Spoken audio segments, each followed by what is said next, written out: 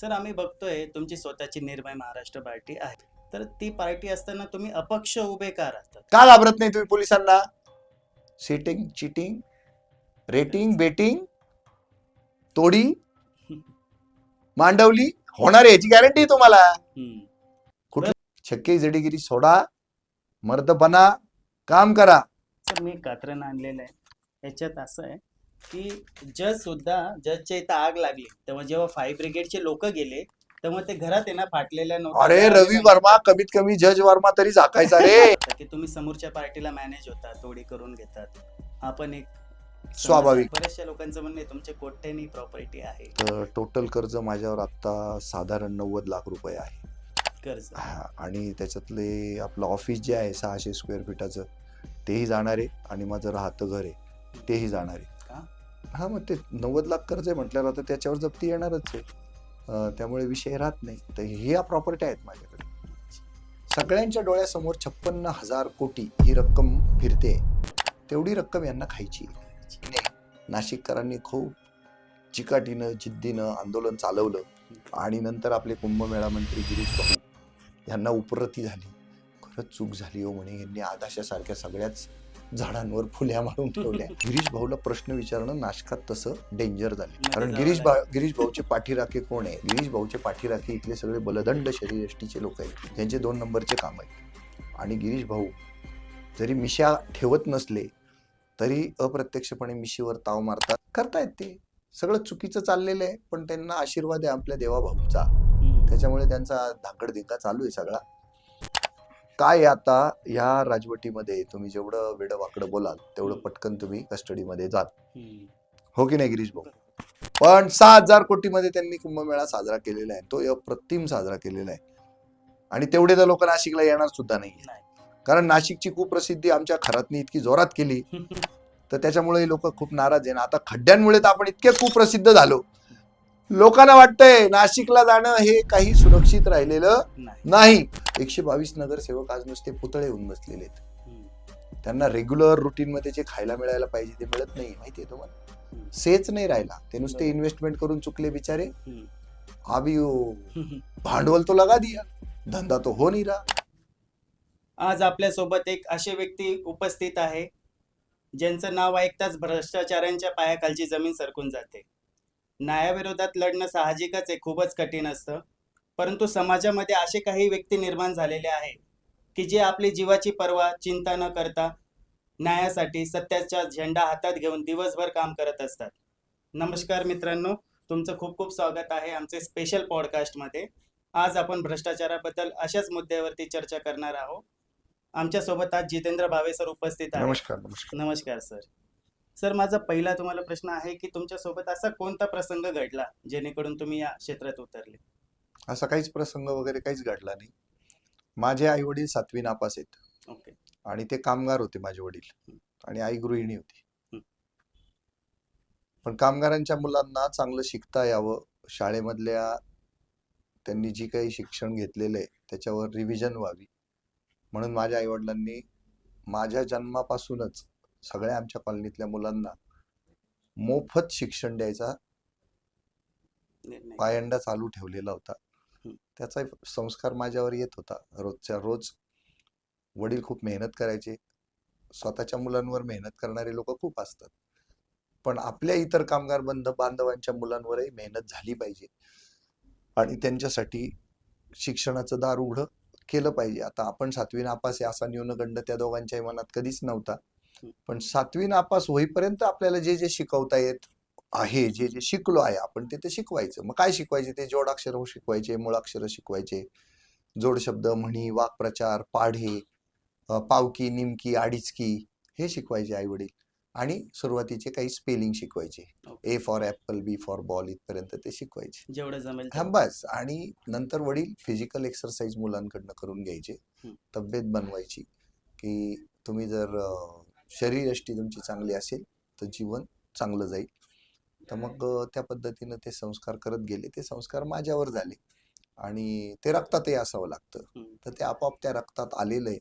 तर त्यामुळे काही असा अपघात काही घडला नाही. हा, तर सामाजिक कामामध्ये मी तसा पहिल्यापासूनच आहे. पण तुम्ही या क्षेत्रात आल्यानंतर त्यांच्या मनात काही भीती किंवा चिंता होती का? हा होय. हे बघा, आईबाप झाले ना तर लेकरांमध्ये जीव असतोच आईबापाचा. हं. त्यांनाही वाटतं यालाही काहीतरी खुपसून टाकतील कोणीतरी, याच्या गाडीला डॅश मारतील, याचा ऍक्सिडेंट करवतील, हं. याला खाण्यापिण्यात काही खायला घालतील. त्यांना ती भीती वाटते. काय साहजिक आहे आणि स्वाभाविक आहे. तुम्ही त्यांना कसं हँडल करतात आई वडिलांना मग? काय आहे, मी तिसरा आहे आमच्या घरातला. म्हणजे नकोशी मुलगी जी असते ना तसा नकोसा मुलगा मी आहे तिसरा. कारण 1968 साली भारत सरकारने नारा दिला, हम दो हमारे दो. आमच्या आई वडिलांचं काहीतरी जजमेंट चुकलं आणि माझा जन्म झाला. तर त्यांना मी नको होतो, पण तो जन्म झालाच. तर आईने मग त्यावेळेला सांगितलं होतं की मी देशाला हा पोरगा देऊन टाकेल, हा मिलिटरीमध्ये जाईल किंवा एअरफोर्समध्ये जाईल. तर त्याची तशी फिजिकल ट्रेनिंग वडिलांनी मला द्यावी, अशी तिची मनीषा होती. पण नेमकं मला त्यांनी जे काही प्रयोग केले माझा जन्म होऊ नये म्हणून, त्याच्यात माझा डोळा गेला. मला 10 ते 15% दिसतं एका डोळ्याने. मग त्याच्यामध्ये मी मेडिकलमध्ये फिट नसणारच होतो, त्यामुळं तो विषय रहित झाला. आणि मग मी नंतर पुढे असं काम केलं की बॉर्डरवरच लढलं पाहिजे असं काही नाही. मी जे काय बॉर्डरच्या आत लढतो तर ते एका सैनिकापेक्षा काही कमी काम नाहीये. त्यामुळं आई तर म्हणाली, आपण असाही तो देशाला दिलाच होता, तो असा जाईल तर काही फरक पडत काही नाही, फरक पडत नाही. असा विषय. सर, आम्ही तुमचे व्हिडिओ बघत असतो, पूर्ण जनता बघते. तर तुमच्या आयुष्यात असं कधी थरार वाटलं का तुम्हाला, एखाद्या ऑफिसमध्ये किंवा कार्यालयामध्ये मी घुसलो आणि तुम्हाला असं वाटलंय का मी जाऊन चुकी झाली? थरार प्रसंग कधी नाही आठवतोय? नाही, काही चुकी बिकी काय काय होऊन होणार आहे. कारण माझा आग्रह हा सत्याचा आग्रह आहे. हं. सत्याच्या आग्रहासाठी काम करत असताना त्याच्यामध्ये भीती काही नसते. आणि काय मागतो हो आम्ही, असं काय वेगळं करतो? तुम्ही लोकांनी जे विचारायला पाहिजे बरोबर. ते आम्ही विचारतो आणि आम्ही विचारून तुमच्यावर संस्कार करतो. अरे बाबांना तुम्ही पण विचारा, हं. तुम्ही कोण आहात, सामान्य नागरिक. तुम्ही कोण आहे, जनता तुम्ही मालक आहात, हे आम्हाला तुम्हाला फक्त सांगायचे आहे. मालकी थाटामध्ये विचारा, हे नोकर आहेत आपले. आता पंतप्रधान मोदी जर सांगतात मी प्रधान सेवक आहे, तर आम्ही सरळ भाषेत सांगतो प्रधान नोकर आहे. IAS अधिकाऱ्यांना आम्ही सांगतो, इथल्या जिल्हाधिकाऱ्यांना तुम्ही आमचे नोकर आहात. इथल्या IPS अधिकाऱ्यांना सांगतो आम्ही तुम्ही आमचे नोकर आहात. अशा भाषेत का सांगायचं तर त्यांना समजत नाही. त्यांच्या डोक्यात हवा गेलेली असते, मी IAS, मी IPS, मी आमदार, मी खासदार, मी मंत्री, मी पालकमंत्री. पण ह्यांना जर जमिनीवर आणायचं असेल तर जनतेनं एका आवाजात म्हटलं पाहिजे, सगळे आमदार खासदार नगरसेवक आमचे नोकर आहेत, पंतप्रधान राष्ट्रपती आमचे नोकर आहेत, सगळे न्यायाधीश, सगळे पोलीस, सगळे कलेक्टर हे आमचे नोकर आहेत, सगळे पोलीस आमचे नोकर आहेत. सगळे म्हणा बरं एका आवाजात, सगळे सुतासारखे सरळ होते. त्यामुळे त्या थ्रिल बिल काही नसतं. सत्याचा आग्रह धरून प्रत्येक प्रश्न सत्याच्या शोधासाठी आम्ही विचारत असतो. त्यामुळं घाबरायला काही होत नाही. काय होऊन काय होणार आहे ते फक्त पोलिसांना बोलवतात. मग मी पोलिसांना सांगतो काय मी प्रश्न चुकीचा विचारला, ह्याच्यात हिंमत नाही, उलट ह्याचे पैसे वाया गेल्याचं दुःख आहे मला. याने आमच्या प्रश्नांची उत्तरं द्यावी म्हणून आमच्या राज्य सरकारने, आमच्या केंद्र सरकारने यांना मसुरीला ट्रेनिंग दिलेलं आहे. IAS IPS असतील तर, आणि राज्य सेवाचे लोक असतील तर मुंबईमध्ये ट्रेनिंग दिलेलं आहे यांना, की जनतेच्या प्रश्नांना उत्तर द्या, जनताभिमुख व्हा, लोकाभिमुख व्हा, त्यांच्या प्रश्नांची उत्तरं द्या. आणि यांना उत्तर देता येत नाही साहेब, तर आमचे करोडो रुपये यांच्या ट्रेनिंगवरचे खर्च झाले, हे वाया गेले. आणि वरनं आम्ही यांना पोचतोय 1 लाख 1.5 लाख 2 लाख यांना महिन्याला पगार देतोय. म्हणजे ह्यांच्या मजा हजा करायला यांनी फक्त अभ्यास केला का? अभ्यास केला तो आमच्या देशाच्या नागरिकाचं उत्थान व्हावं म्हणून केलाय, याची आठवण करून देतोय. आता बोला तुम्हाला काय म्हणायचं याच्यावर?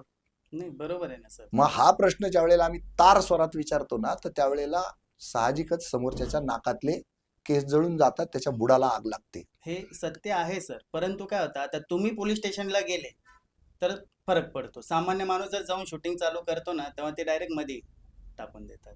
हे बघा, पोलिसांकडे तुम्ही ज्या वेळेला जाता तर त्यावेळेला तुम्हाला सवय पाहिजे, सारखी सवय पाहिजे शूटिंग करण्याची. बरोबर.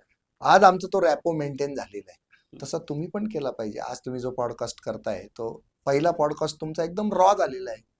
आताचा पॉडकास्ट एकदम फाईन होणार आहे, सुपर फाईन होणार आहे, अजून पुढचे तर एकदम सुपर फाईन होणार आहेत. Practice makes man perfect. तुमच्याकडे परफेक्शन पाहिजे.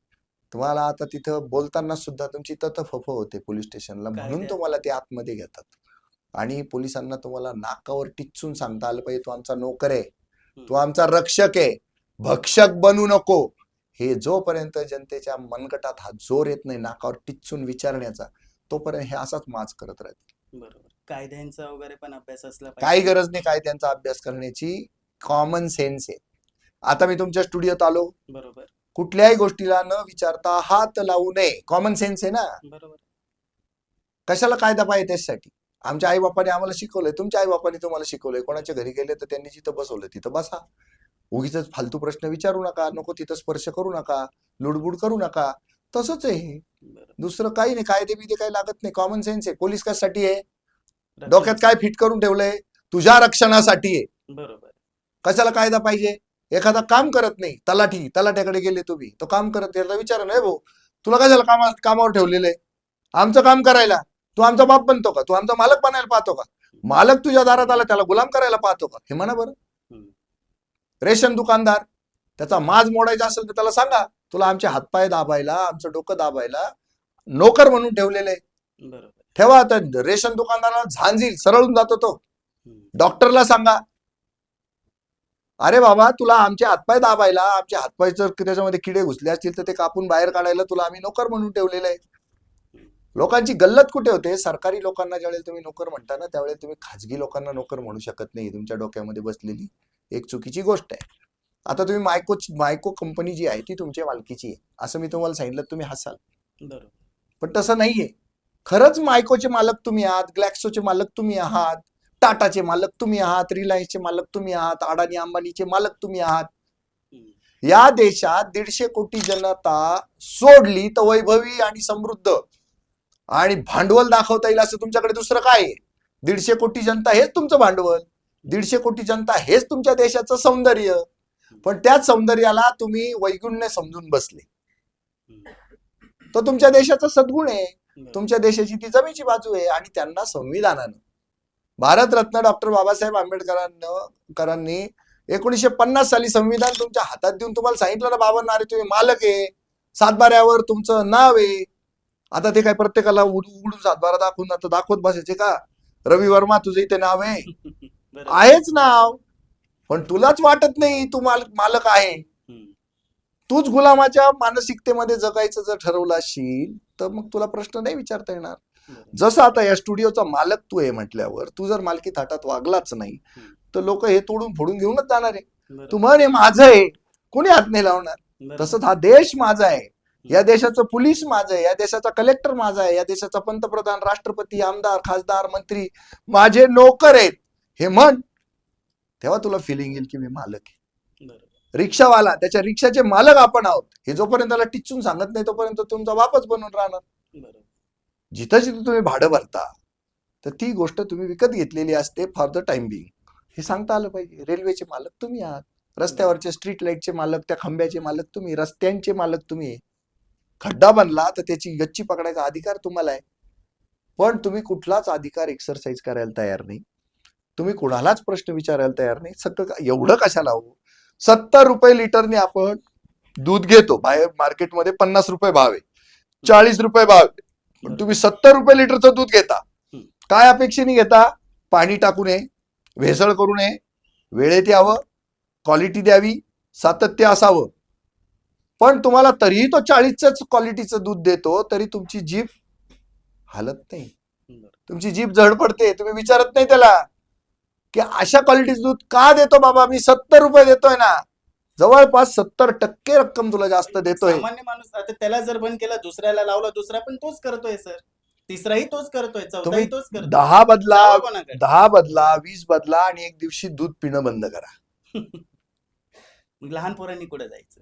काही गरज नाही, त्यांना वेगवेगळे मार्ग शोधा, काहीच गरज नाही. तुम्ही जोपर्यंत एखाद्या गोष्टीचा अवडंबर माजवतायत ना तोपर्यंत लोक तुमचा फायदा घेत राहणार.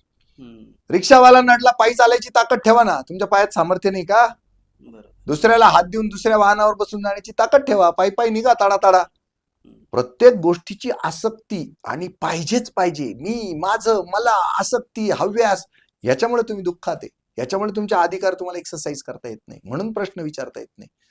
मी विचारू शकतो तर या देशामध्ये माझ्यासाठी वेगळे नियम, कायदे आणि संविधान वेगळे आहे मला आणि तुम्हाला वेगळे असे का? मला एकमताचा अधिकार, तुम्हाला एकमताचा अधिकार, तुम्ही पण मालक, मी पण मालक, पण मला मालकी थाटाचा माज आहे, तुम्हाला माझा आला पाहिजे तो, बरोबर. म्हणून माझी मेहनत चालू आहे. बरोबर.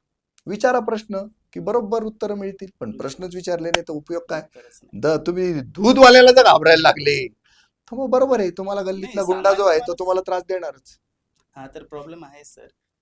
बऱ्याचशा लोकांचं म्हणणं आहे सर की तुम्ही जे व्हिडिओ बनवताय तर तुम्ही तिथं व्हिडिओ बनवतात म्हणजे एखाद्या व्यक्तीने व्हिडिओ सोडला पाहिजे सोशल मीडियावर, तुम्हाला प्रसिद्ध केलं पाहिजे म्हणूनच तुम्ही त्याच्या प्रकारात इन्व्हॉल्व होतात. व्हिडिओ कोणी तेच सोडत नसतात, व्हिडिओ मीच डायरेक्ट लाईव्ह करत असतो. आणि स्वाभाविक आहे हो, जग राहटी आहे. हम्म. जो चांगलं काम करेल त्याला लोक हजार प्रश्न विचारतात. हम्म. आणि तुम्हाला असं का वाटत नाही लोक माझ्याबद्दल एवढा विचार करतात, हम्म. जे स्वतःबद्दल सुद्धा विचार करत नाहीत, बरोबर. जे स्वतःचे प्रश्न पण नाही सोडू शकत, ज्यांना स्वतःच्या वीक पॉइंट बद्दल काही माहितीच नाही, हम्म. ते लोक माझं दिवसभर ऑब्झर्वेशन करतात आणि माझ्यातले मायन्यूट लेवलला जाऊन जे काही प्रॉब्लेम्स आहेत ते सांगतात. याचा अर्थ तुम्हाला पॉझिटिव्ह वे मध्ये घ्यायला जमायला पाहिजे, जो मी पॉझिटिव्ह वे मध्ये घेतो की माझंच काम इतकं छान चाललेलं आहे की लोकांना त्याच्यामध्ये चुका काढताना अवघड जाते. आणि त्या ज्या चुका काढल्या आहेत ते तसं त्यांना वाटणं स्वाभाविक आहे. मला प्रसिद्धी मिळते का? हो मिळते. मला प्रसिद्धी हवी आहे का? हवी आहे. कारण माझं झिरो बजेट पॉलिटिक्स आहे. बरोबर. मी एकाही पेपरला भीक घालत नाही. बरोबर. हो वर्तमानपत्रांना भीक घालत नाही, एकाही न्यूज चॅनलला भीक घालत नाही, एकाही पत्रकाराला भीक घालत नाही, एकाही संपादकाला भीक घालत नाही, एकाही पेपरच्या चॅनलच्या मालकाला भीक घालत नाही. त्यांना रात्रंदिवस शिव्या देतो, मोदी मीडिया आणि गोदी मीडिया कायम म्हणतो. मग कशासाठी? माझा जर स्वतःचा जर 7 लाख लोकांचा बेस आहे तर त्याच्यावर मी स्वतःचं काम प्रसिद्ध नाही करायचं तर कोणाचं प्रसिद्ध करायचं? आणि in the interest of public मी ते प्रसिद्ध करतोय. माझ्या या पब्लिसिटीमुळे जनतेचा फायदा होतोय, नॅचरली मी पण मोठा होतोय. मग मला त्याचा आनंद होत नाही का? नॅचरली होतो. बरं मी काय दावा केला का मी हिमालयातला राग फासडलेला साधू आहे? मला काम क्रोध मद मत्सर मोह माया हे सगळे षड्रिपू मला चिटकलेले नाहीये. माझा दावा आहे का असा कधी केला का? मी हव्यासी नाहीये, मी स्वार्थी नाही असा मी कधी दावा केला का? हो मी स्वार्थी आहे, हो मी हव्यासी आहे. मला काम क्रोध मद मत्सर मोह माया हे सगळे षड्रिपू चिटकलेले. मी साधू संत नाहीये, महात्मा नाहीये. त्यामुळे तुमचा असं मला प्रसिद्धी मिळावी म्हणून करतो असं म्हणण्यामध्ये काही अंशी तरी तथ्य आहेच. शेवटी मला तो विचार करावा लागतो. मी जी ऍक्ट केलेली आहे ती जर जगापुढे मी जशीच्या तशी जर मांडली नाही, त्याच्याने प्रसिद्धी मिळवून लोकांमध्ये जर मी शक्ती भरू शकलो नाही तर काय उपयोग आहे? आज तुमच्या स्टुडिओमध्ये मी कशामुळे आलो? तुमच्या लाईव्ह मुळे आलो ना. लाईव्ह जर केलं नसतं, तो प्रसिद्धीचा हव्यास मला आहे अशी टीका होईल या भीतीपोटी जर मी ते लाईव्ह केलं नसतं, आज तुमच्या स्टुडिओत आलो नसतो. बरोबर. त्यामुळे प्रश्न विचारणाऱ्यांनी व्यवस्थित प्रश्न विचारलेला आहे, तो त्याचं जिवंत असल्याचं तो निदर्शक आहे त्याचं, आणि त्यांनी ते प्रश्न विचारावे. आणि माझी धडपडच प्रश्न विचारा, निर्भय बना. तर या चपेटमध्ये मी येणार नाही कशावर? मलाही लोक प्रश्न विचारतील, मला उत्तर दिले पाहिजे. आता मी तुमच्या पहिल्या प्रश्नाचं उत्तर दिलं, असे किती प्रश्न होते मी सगळे सांगतो. दुसरा प्रश्न पण आहे सर, जसे आमचे श्रोता आहे त्यांनी विचारला होता की तुम्ही समोरच्या पार्टीला मॅनेज होता, तोडी करून घेतात, हा पण एक स्वाभाविक आहे. तसं वाटणं स्वाभाविक आहे. नॅचरली आता तुम्ही जर एखाद्याचे 7 लाख रुपये चोरलेले आणि मी तुम्हाला चिमटीत पकडलेले, तुमची चोरी पकडलेली आणि मी तुमच्या नरड्यातनं ते 7 लाख रुपये काढले, बरोबर, तर जसा मी संत महात्मा नाही असा माझा दावा आहे, तसा तुम्ही संत महात्मा नाही असा तुमचाही दावा असला पाहिजे. तुम्हाला नॅचरली 7 लाख रुपये गेल्याचं दुःख असण्याबरोबर 7 लाखाची माझी चोरी पकडली गेली याचं परम दुःख असणार आहे. त्यामुळे तुम्ही जितेंद्र भावेला चांगलं म्हणू शकत नाही. तुम्ही म्हणणार त्यांनी तोडीच केली, ते म्हणू द्या, पण ज्याचे 7 लाख होते त्याला मिळाले ना, बस संपलं. आणि त्याची पावती आहे बघा, प्रत्येक सत्याच्या शोधाची पावती जगाला देण्याची गरज पडत नाही. आज माझ्या बोलण्यामध्ये जो कॉन्फिडन्स आहे तो कॉन्फिडन्सच सगळ्यांना सांगेल की मी खरा की खोटा. माझी जी देहबोली आहे, माझी जी बॉडी लँग्वेज आहे, ती बॉडी लँग्वेजच सांगते हा खरा की खोटा. पण असं असून देखील जर कोणाला शंका येत असेल मी सेटर आहे, चिटर आहे, मांडवली करतो, तोड्या करतो, सेटिंग करतो, बेटिंग करतो, रेटिंग करतो, चिटिंग करतो, तर त्याची मला तयारी ठेवावी लागते. तर मी तोड्या करतो का? तर मी बिलकुल तोड्या करत नाही. पण लोकांना म्हणायचं आहे ना, प्रश्न विचारायचं तर विचारू द्या.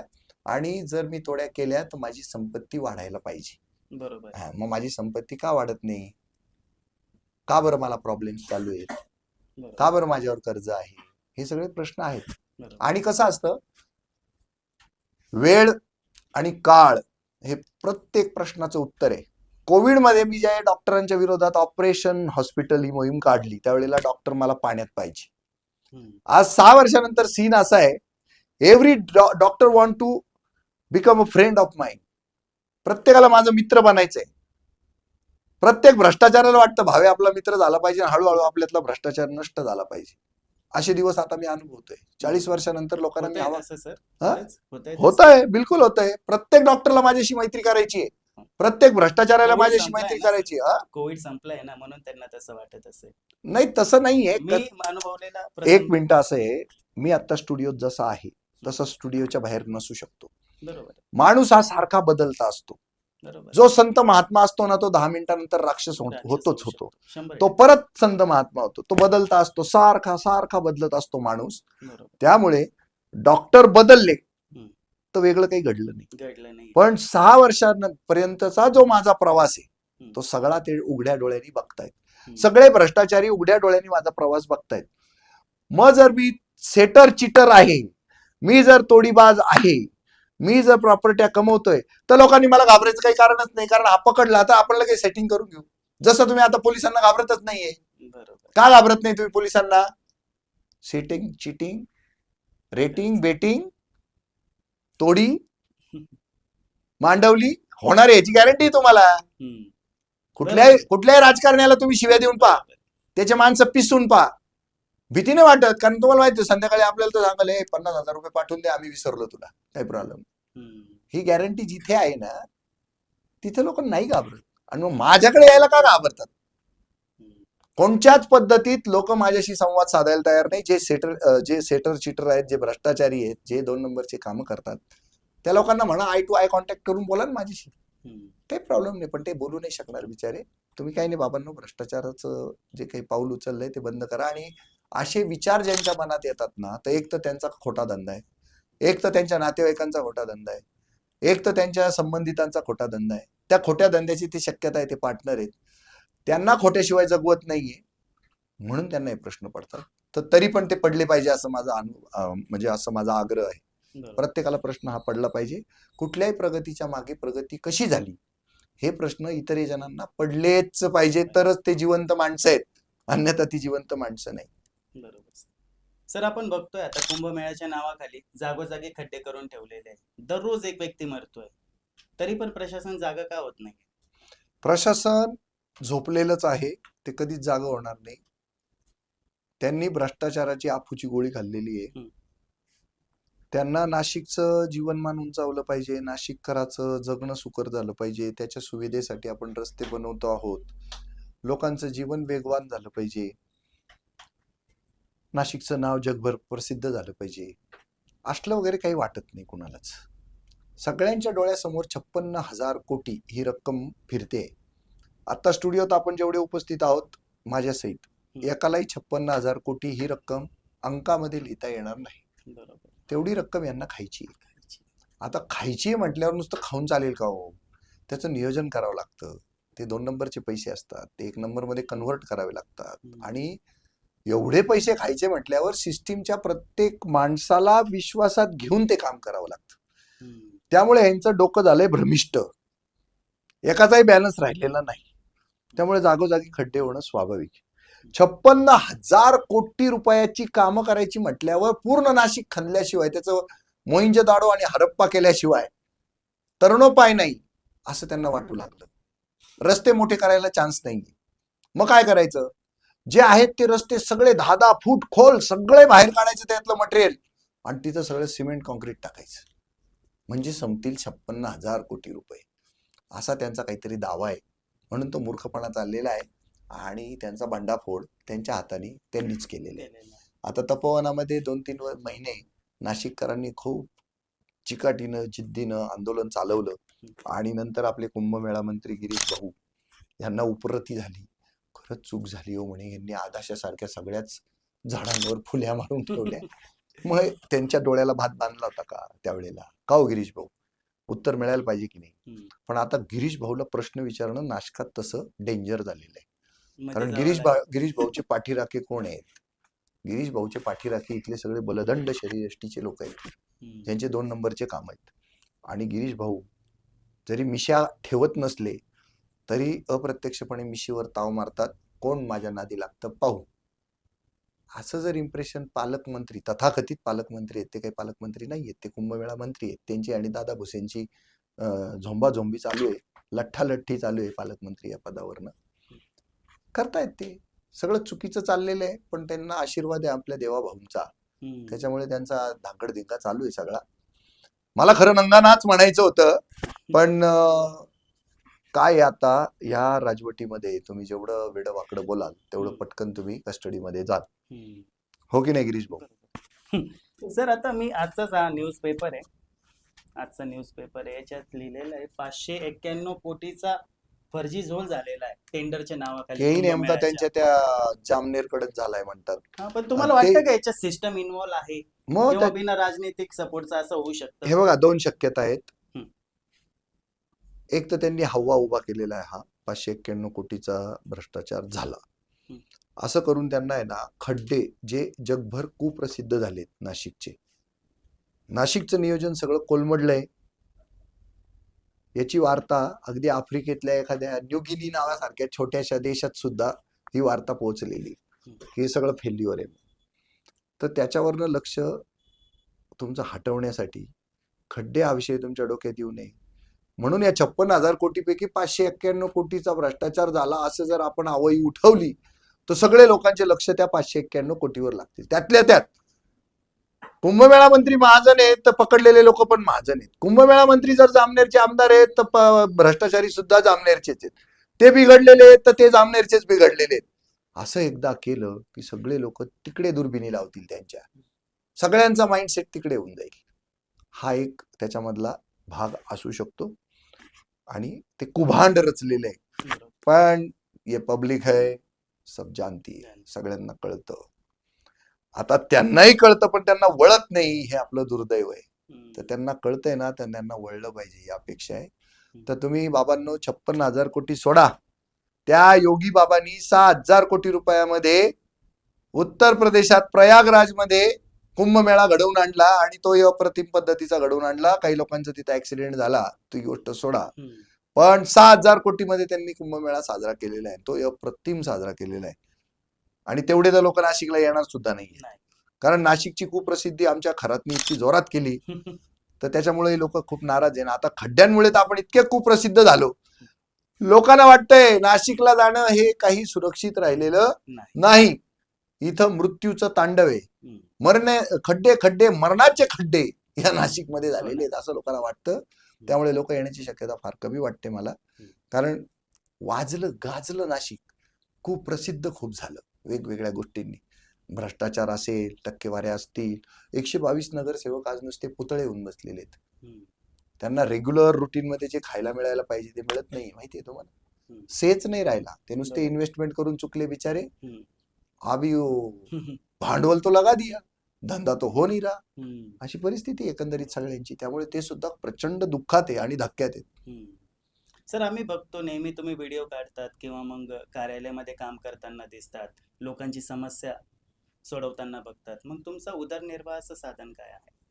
माझा उदरनिर्वाह, मी जवळपास 30 वर्ष भावे प्लास्टो हा ब्रँड तुम्हाला माहिती असेल, हो माहिती आहे. भावे न्यूज एजन्सी हा ब्रँड माहिती असेल, तर त्याच्यामध्ये मी सगळं काम एकदम जोशात करायला लागलो. तो दिवस होता 23 मार्च 2020 आणि आज माझ्या माहितीप्रमाणे ऑगस्ट 2026, उणे पुरे 6 वर्ष झालेले आहेत.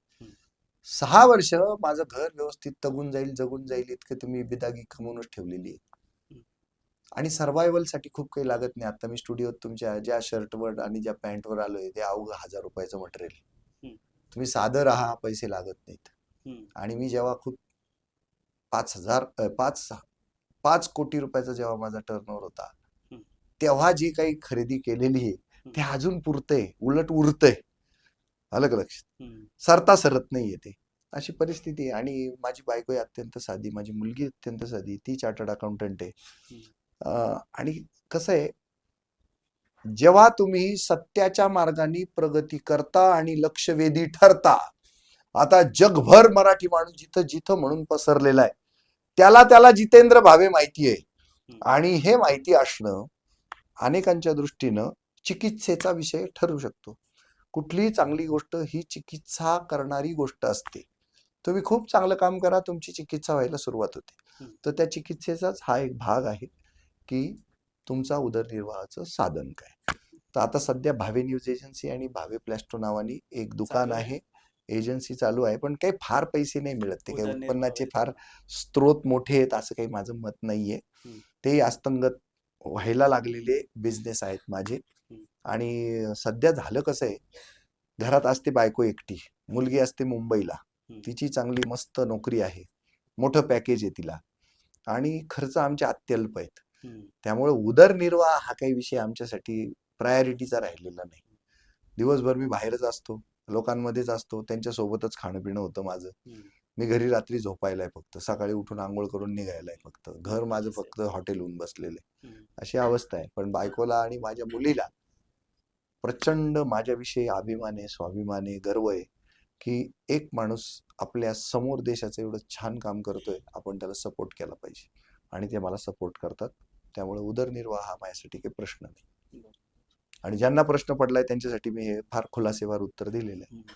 माझा एक प्रश्न पुढचा होता, पण त्याचं उत्तर तुम्ही याच्यातच देऊन टाकलं की बऱ्याचशा लोकांचं म्हणणं आहे तुमच्या कोट्यानी प्रॉपर्टी आहे. हो आहे. माझं एक सामनगाव रोडला घर आहे, बंगला आहे तो, म्हणजे जमिनीवरचं घर आहे. एक माझं ऑफिस आहे बिटको पॉइंटवर, आणि माझं एक घर आहे, आता राहतो मी तिथे आंबेडकर नगरला.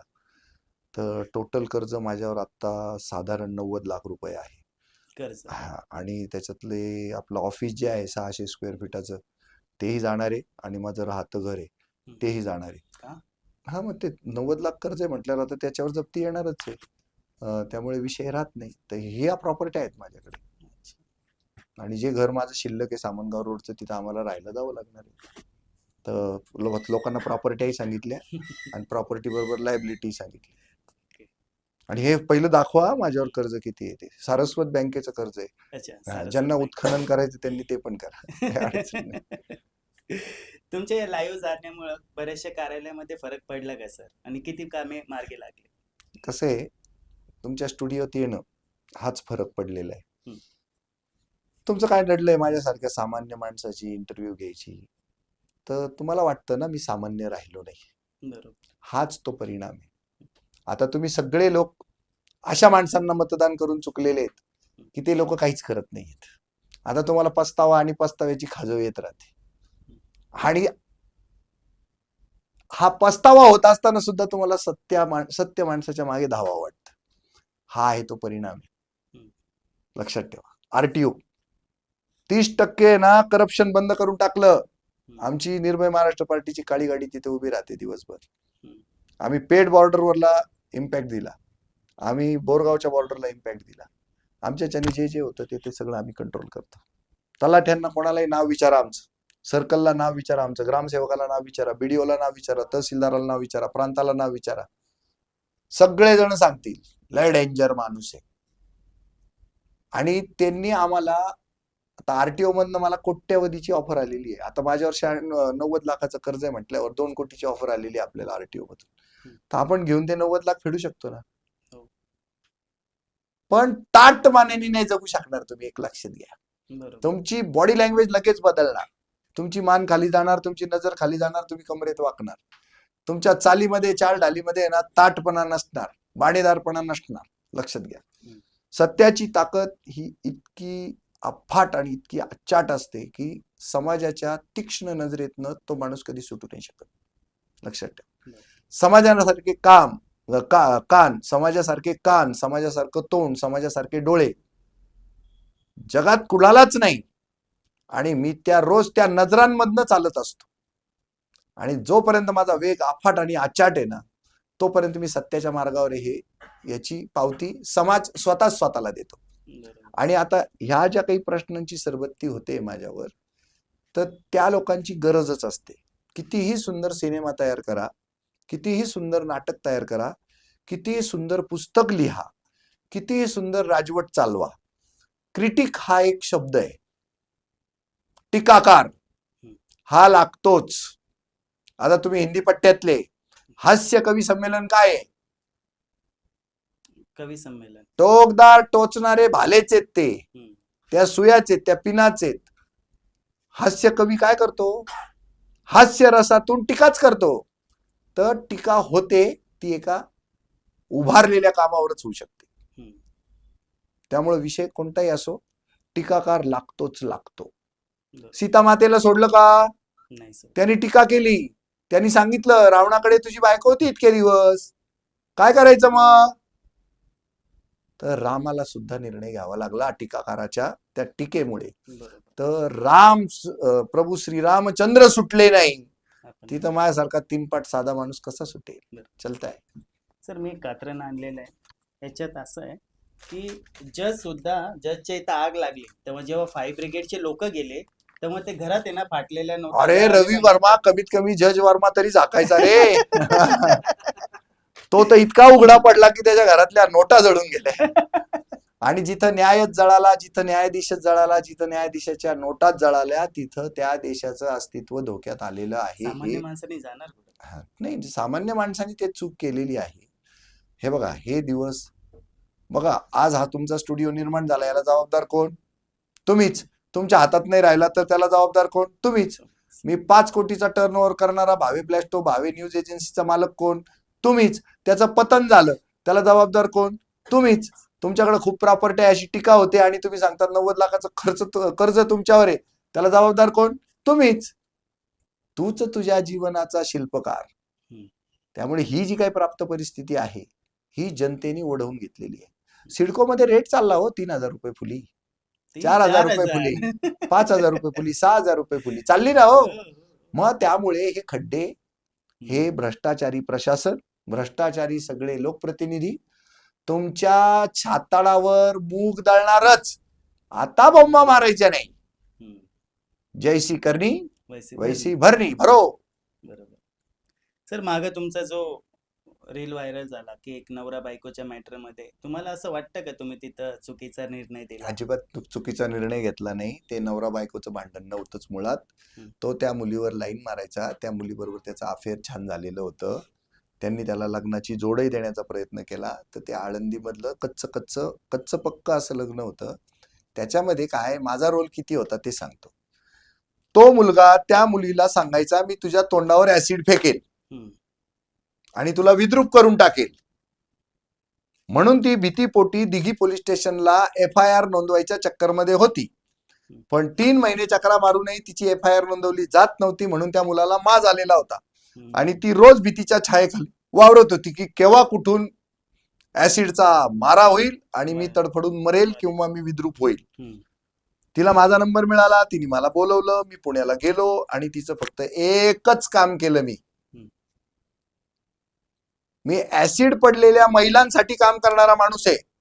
ज्यांना नाक नसतं, ज्यांचे कान जळालेले असतात, ज्यांचे ओठ जळालेले असतात, ज्यांचे गाल जळालेले असतात, ज्यांना डोक्यावर केस राहिलेले नसतात. मग तशा महिलांसाठी काम करत असताना तशी एक महिला होण्याची शक्यता आहे असं दिसत असताना तिच्यावर ऍसिड पडल्यानंतर तिची सेवा करू की ऍसिड पडू नये म्हणून सेवा करू? पडू नये म्हणून. मग ऍसिड पडू नये म्हणून काय क्रम प्राप्त होतं? तर FIR दाखल झाली पाहिजे, त्याला अटक झाली पाहिजे. मग फक्त जाऊन तिथे FIR दाखल केली. ती क्लिप तुम्ही पाहिली. बरोबर. 11 मिलियन चालली आहे ती. आणि त्या पोराचा आग्रह होता, मी कुठे टाकलं होतं? मी ऍसिड टाकलं का तिच्यावर? मी ऍसिड टाकलं का तिच्यावर? अरे मग टाकल्यावर करू का? आणि मी स्वतःहून गेलो होतो का तिथे? विक्टीम झालेली मुलगी मला अर्थ किंकाळ्या ओरडून काढून सांगत होती, माझ्याकडे ये, मला वाचव. म्हणून वाचवायला गेलो ना. नाही तर ती काय माझ्या नात्याची ना, गोत्याची ना, जातीची ना, पातीची ना, ओळखीची ना, पाळखीची, शेजारची ना, पाजारची ना, माझ्या तालुक्याची ना, माझ्या जिल्ह्याची. पण लोकांना आमच्यामध्ये आधार दिसतो म्हणून लोक आर्त हाका मारतात. म्हणून त्या हाकांना ओ देणं हे आमचं कर्तव्य आहे. म्हणून केलं, कर्तव्यपूर्ती केली. जर तरी पण लोकांना वाटत असेल हा नवरा बायकोचा मॅटर होता, तुकाना खुपसलं, तर हो, जिथे बायको धोक्यात येईल, जिथे नवरा धोक्यात येईल आणि धोका आला म्हणून ते रस्त्यावर भेटतील, तुमचा काय मॅटर असेल तुम्ही 4 भिंतीमध्ये एक छताच्या खाली मिटवायचा. तुम्ही जर का रस्त्यावर भांडणं करत आले तर तो प्रश्न नवरा बायकोचा उरत नाही. नाही, तर तो दोन स्वतंत्र व्यक्तींचा प्रश्न तयार होतो, वादाचा प्रश्न तयार होतो, आणि कर्तव्य बुद्धीनं तुम्ही ते भांडण मिटवलं पाहिजे, जनतेने त्यात उडी घेतली पाहिजे, त्यांचे प्राण वाचवले पाहिजे, हा कर्तव्य बुद्धीचा भाग आहे. आणि त्या कर्तव्य बुद्धीने आपण ते काम केलं. आणि हो, अशा नवरा बायकोच्या भांडणात जितेंद्र भावे पडणारच. जिथे जिथे नवरा धोक्यात असेल, जीवानीशी जाणार असेल, जिथे जिथे बायको जीवानीशी जाणार असेल, किंबहुना परमनंट डिसेबल होणार असतील, तर तिथे आम्ही नाक खुपसणार, आम्ही त्यांना वाचवणार. त्याचे काय सिक्वेन्सेस येतील ते आम्ही, त्याचे काय परिणाम होतील ते बघू आम्ही. आम्हाला काही तुमच्या problem पार्टीला काही नुकसान झालं त्या नाही. हो, झालं ना. मग झालं. नुकसान आणि नफा. हम्म. सत्याच्या मार्गावर चालणारी लोक, सत्याचा आग्रह धरणारे लोक नफा नुकसानीचा विचार करत नाही. एकला चालो रे, एकट्याने सुरू केलं, शेवटी एकटा राहील, मिटून जाईल, जळून जाईल, राख होऊन जाईल. बरोबर. तुमचं काय होणार आहे? तुम्हाला लोक काय जपून ठेवणार आहेत का? बरोबर. तुमचा अंत झाल्यावर तुमची राख नाही होणार, सगळ्यांची माझी होणार आहे. काय फरक पडणार? काय वेगळं काही घडणार नाही. आणि या सगळ्या गोष्टी ना, मृत्यूचं भय ज्याचं संपतं तोच करू शकतो. आणि आमचं ते भय संपलेलं असल्यामुळं आम्ही ते करत आहोत. तर ह्याच्यामध्ये काही रॉकेट सायन्स नाही. ज्याला मृत्यूचं भय नाही तो असं वागतो. आज जर आम्ही तसं उलट वागलो नाही ना, तर तीच ब्रेकिंग न्यूज बनेल. सर, आम्ही बघतोय तुमची स्वतःची निर्भय महाराष्ट्र पार्टी आहे. तिचा आता 23 तारखेला बहुतेक 3रं वर्धापन दिवस आहे, बरोबर? तर ती पार्टी असताना तुम्ही अपक्ष उभे का राहतात? लोकसभेला तुम्हाला आठवत असेल, पक्ष रजिस्टर झाला. लोकांना काय माहिती नसते, पण माहिती नाही म्हणून प्रश्न विचारूच नाही असं काही नाही. माहिती नाही ना म्हणून त्यांनी लोकांना प्रश्न माहिती. विचारला. आपण सांगूया, निर्भय महाराष्ट्र पार्टी ही राष्ट्रीय स्तरावर नोंदणीकृत पार्टी आहे. म्हणजे भारत निवडणूक आयोग दिल्ली इथे रजिस्टर असलेली पार्टी आहे. ती वेळेत रजिस्टर झाली आणि त्यानंतर लोकसभेच्या पहिल्यांदा निवडणुका लागल्या. त्यामुळं मला माझ्या पक्षाचं रजिस्टर्ड चिन्ह मिळालं. सीसीटीव्ही कॅमेरा मिळाला. त्यामुळं मी निर्भय महाराष्ट्र पार्टीचा उमेदवार, लोकसभेचा उमेदवार म्हणून लोकसभेची निवडणूक लढवली. पण आम्ही काय धंदेवाईक राजकारणी नाही, पारंपरिक बाजारू भ्रष्ट राजकारणी नाही. त्यामुळे आम्हाला त्याच्यातली काही फारशी माहिती नव्हती. आम्हाला वाटलं भारत निवडणूक आयोगाकडे दिल्लीला रजिस्टर केलं म्हटल्यावर आता पुढच्या रजिस्ट्रेशनची गरजच नाही. पण आम्हाला ती गोष्ट नंतर कळली. आणि मग मला फक्त विधानसभेला रजिस्ट्रेशन मिळू शकलं. राज्य निवडणूक आयोगाकडे नोंदवावं लागतं, आपला पक्ष पुन्हा नोंदवावा लागतो राज्यात. मग ते कळलं म्हणून तिथं रजिस्टर केला. पण रजिस्ट्रेशन नंतर झालं, निवडणूक आधी आली. त्यामुळे अपक्ष लढल्याशिवाय पर्याय नव्हता. मग आम्ही निश्चिंत झालो. आता राज्य निवडणूक आयोगाकडे रजिस्ट्रेशन झालं, भारत निवडणूक आयोगाकडे रजिस्ट्रेशन झालं, आता काहीच गरज नाही. आल्या निवडणुका, त्याचंही रजिस्ट्रेशन वेगळं असतं. स्थानिक स्वराज्य संस्थांचं सुद्धा पक्षाचं स्वतंत्र रजिस्ट्रेशन असतं. ते आम्हाला माहितीच नव्हतं. म्हणजे माहिती पडलं तर आम्ही रजिस्ट्रेशन करायच्या चक्करमध्ये करत गेलो. ते आत्ताशी रजिस्ट्रेशन होतंय. म्हणजे आता तुमचे नगरसेवक खुर्चीत बसूनही मला वाटतं 4-5 महिने झाले असावेत. पण आत्ताशी आमचं ते रजिस्ट्रेशन होतंय. म्हणून शेवटी अपक्ष आयडेंटिटी मिळते. आणि बघा, अपक्ष काय चिन्ह तुम्ही तेच ठेवणार आहे? आपल्यावर नसतं ते, त्यांनी दिलंय आपल्याला चिन्ह. मग तेवढे मतं काढावी लागतात. तेवढे पर्सेंटेज मध्ये मतं जर नाही मिळवले तर तुम्हाला तुमच्या आवडीचं जे सीसीटीव्ही कॅमेरा, आम्ही सीसीटीव्ही बनून जे आता समाजात फिरतोय म्हणून त्याचं प्रतीक म्हणून आम्ही सीसीटीव्ही कॅमेरा चिन्ह घेतलं. पण ते टिकवावं लागतं. तर या भ्रष्ट बाजारू पारंपरिक राजकारणाच्या चक्करमध्ये या गोष्टींची माहिती नसणं, अज्ञानामुळं त्या अपक्ष अशा निवडणुका लढल्या गेल्या. तर परत एकदा सांगतो, भारत निवडणूक आयोगाकडे रजिस्टर असला तर लोकसभेची निवडणूक, खासदारकीची निवडणूक लढवता येते. राज्य निवडणूक आयोगाकडे तुम्ही रजिस्टर असला तर तुम्हाला विधानसभेची म्हणजे आमदारकीची निवडणूक लढवता येते. आणि तुम्ही जर स्थानिक स्वराज्य संस्थांचं तुमचं राज्य शासनाकडे, राज्य निवडणूक आयोगाकडे रजिस्ट्रेशन जर असलं तर ग्रामपंचायतीपासून म्हणजे तुमच्या सरपंचाच्या निवडणुकीपासून पंचायत समिती, जिल्हा परिषदा, नगरपालिका, नगरपंचायती, नगर परिषदा, महानगरपालिका या निवडणुका लढवता येतात तुम्हाला. आणि जिल्हा परिषदेच्या निवडणुका लढवता येतात. आता मात्र निर्भय महाराष्ट्र पार्टीचं 3ही स्तरावरचं रजिस्ट्रेशन झालेलं असल्यामुळे पहिल्यांदा आम्हाला चान्स मिळेल आणि आमचं रजिस्टर्ड चिन्ह CCTV कॅमेरा याच्यावर आम्हाला अधिकृतपणे निवडणुका लढवता येणं शक्य होणार आहे. सर, तुम्ही भ्रष्टाचाराबद्दल जे दिवसभर काम करताय, तुम्हाला धमक्या येतात? येतात, पण ते काही अशा जीव घेण्या धमक्या नाही आलेल्या बाबा कधी. म्हणजे "अरे!" असं वगैरे होतं, पण आता तेवढं सहन करावं लागतं ना. आता जेव्हा मृत्यूचीच तुम्ही तयारी करून टाकली ना, जेव्हा शहिदी स्वीकारलेली, हौतात्म्य स्वीकारलेली माणसं या सगळ्या गिदड धमक्यांना काही भीक घालत नसतात. आम्हीही भीक घालत नाही. कधीतरी वाटतं मला मागून येईल असा खपकन तो खुसून टाकेल, वाटतं कधी कधी ठॉय आवाज निघेल. त्याची तयारी केलेली असल्यामुळं तर या धमक्या येतात, कधी येत नाही. आता धमक्या कशा असतात माहिती का, तुम्हाला पारंपरिक सिनेमांमधनं त्या धमक्या देण्याची पद्धत माहिती आहे ना, तसल्या वगैरे काही येत नसतात. लोक हसते परास्ते तुम्हाला पाठवत असतात त्या धमक्या, तर त्या पोहोचतात माझ्यापर्यंत, पण त्या विरघळूनही जातात. शेवटी धमकीला भीक घालायची नसते. प्रसंग आता तुम्ही मला जे माझ्यावर प्रसंग ओढवले ते प्रश्न तुम्ही विचारले, तरी माणूस जिवंत आहे. 9 वाजता स्टुडिओमध्ये आलाय, तुमच्याशी बोलतोय, तो घाबरायला तयार नाही, तो थांबायला तयार नाही, तो कोणाला प्रश्न विचारण्यासाठी सुद्धा घाबरत नाहीये. तो चालतच राहिलाय, तो चालतच राहतोय. कारवा बनलेला आहे. 3रा वर्धापन दिन आलाय. 0 बजेट पॉलिटिक्स करतोय. जातपात धर्मपंथ आम्हाला औषधाला सुद्धा शिवत नाही. आणि 3 वर्षामध्ये प्रत्येकाच्या नजरेत बसलोय आम्ही.